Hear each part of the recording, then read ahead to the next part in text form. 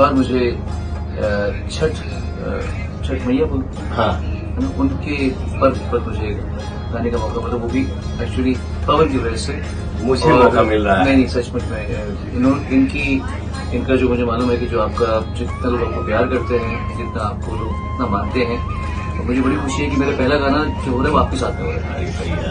Thank you, आपने मौका दिया, हमें बहुत अच्छा लगा। थैंक यू भाई। अगर आप भी यूपी बिहार के तो शायद छठ माहौल में छठ पूजा के सॉन्ग्स आप सभी जरूर सुनते होंगे और पसंद भी करते होंगे। और शायद पिछले साल छठ गाने की बात की जाए, शायद उस समय आप सभी की पहली पसंद पवन सिंह और सोनू निगम का वो छठ सॉन्ग होगा। इस गाने को सुन के आप सभी पवन सिंह और सोनू निगम के और भी दीवाने हो गए होंगे। और लास्ट ईयर की तरह इस बार भी दिल थाम कर बैठ जाइए, क्योंकि आ रहे पावर स्टार पवन सिंह और सोनू निगम एक धमाकेदार छठ सॉन्ग के साथ। इस गाने को सुन के आप सभी इन दोनों स्टार्स के कायल हो जाएंगे। ये खबरों की माने तो पिछले बार की तरह इस बार भी पवन सिंह और सोनू निगम का एक छठ सॉन्ग की प्लानिंग चल रही है, जिसमें आप सभी को एक बार फिर से पवन सिंह और सोनू निगम एक साथ देख सकते हैं। हालांकि पिछले साल ही सोनू निगम ने सोशल मीडिया पे आके ये बात कह दी थी कि वो एक बार फिर से पवन सिंह के साथ छठ पूजा में दिखना चाहते हैं, और नेक्स्ट ईयर वो एक बार फिर से उन्हें अगर मौका मिलेगा तो जरूर काम करेंगे। बस अगर आप भी इंतजार कर रहे हैं पवन सिंह के छठ गाने की, अब सभी को बता दे काफी कम गाने आने वाले हैं छठ पूजा के, लेकिन आएंगे धांसू धमाकेदार, जिसमें से एक बॉलीवुड प्रोजेक्ट होगा